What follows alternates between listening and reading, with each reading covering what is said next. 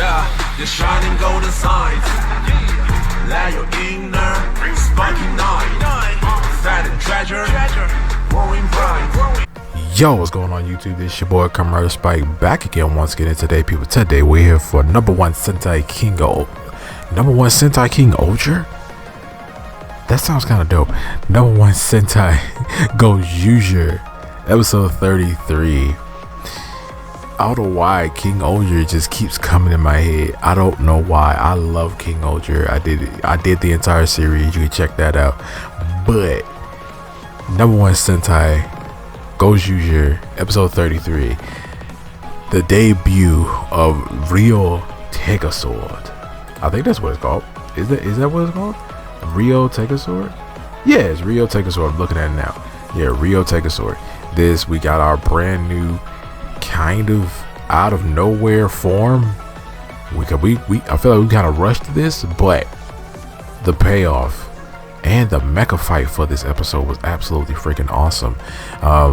Yeah, we learned a lot about Bellum and about, like, you know, the Calamity and things like that, and the head boss of the Calamity.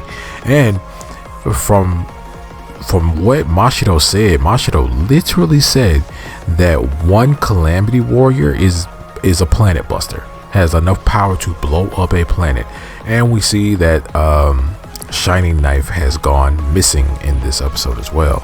And we see Tegajun basically done strapped up Kuon and she's punishing him.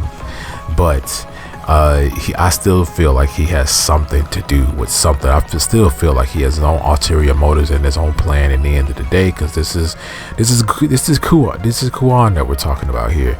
And we see that Horu, you know, he got another job, so I guess he got fired from his last job, of course. But we say that he's a delivery guy, and the fit was clean. I like the fit he had on in this. His delivery boy fit. I would wear that. I wear that every day. I like the hat, all that. But turns out he's actually making a delivery to his parents' house. And if you don't know, if you've been watching the series, you know that his parents really don't remember him and Kuon. Basically, after they got lost in the No.1 world, I guess his parents basically moved on, and they ended up adopting two other brother boys. So, and she doesn't remember Kuon, and she doesn't remember Tono. So he ends up getting called by the new sword, and he ends up getting ported to pocket. Well, basically he gets ported with Tegasword, because Tegasword is like in his, like, you know, his other state, and they basically end up in like this pocket dimension kind of looking world. And basically Tegasword tells him that, hey, this is a test to see if you're able to wield this sword. And we basically see Tono get put into another world where Tegasword doesn't exist, but he defeated the Calamity. He died, but he defeated the Calamity, and the world is at peace. And also Tegajun does not exist, and the No.1 world does not exist. So basically this is a full-on regular peaceful world. And Tono, you know, him and Kuon never got lost in the No.1 world. So since they never got lost, and they always stayed with their parents, so Horu is basically living in this. For a while he ends up living inside of this like pocket dimension kind of other world or a separate universe with a different outcome in basically like a different outcome when it came down to the war. He's living there, and Kuon's a nice guy. I didn't like it. It still felt fake to me. I didn't like it. And we see that the rest of the team are also chasing down Rai. They're chasing down Rai, and they're also trying to get the Calamity monster out of him, trying to get Bellum out of him. And they reference the movie again in this episode as well. They reference the main boss from the movie, and it's just giving me more signs that I need to watch the freaking movie. But even he showed up, and he is basically a Calamity based warrior. And it seems like from what Mashiro says, it seems like the Calamity Warriors are basically starting to revive. They're starting to all basically come back to life, or basically starting to wake up. And there are there's others of these warriors around the world. So yeah, but we see that we end up chasing down Rai and having a big old fight with Rai. And for some reason, why is Rai so freaking powerful with Majin Red? He's so powerful and skillful with it when he's using that. It seems like it's his favorite one. I mean, yeah, he does turn into Zenkaiser Black also in this episode as well.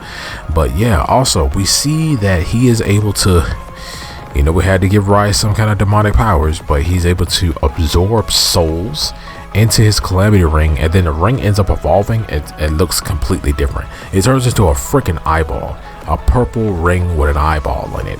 And I'm just like, why couldn't you just keep regular? You could have just turned the symbol on the Calamity Ring into an eye and just kept it the gold, right? Or just made it like a darkness kind of dirty gold. But nah, you decided to change the whole freaking thing and put an eyeball on it. Okay, cool, whatever. So yeah, it's able to collect souls, and now he's trying to collect 10,000 souls or something like that, so he could basically revive the big boss of the Calamity. And we saw like a silhouette of him from a flashback from the movie. He looks like a big old gargoyle. So whenever he shows up again, which we know he will, he is going to be a gigantic problem. But he's not going to be that big of a problem, because in this episode, Hodu basically decides to come back to the regular world after seeing everybody fight one of the Calamity Warriors. He's like a skull samurai dude, and apparently he's like the greatest sorcerer of all time.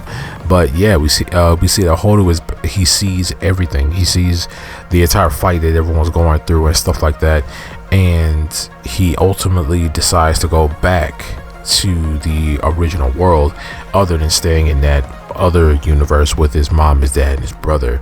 And they kind of tried to guilt trip him into not leaving. Like, I was like, y'all serious?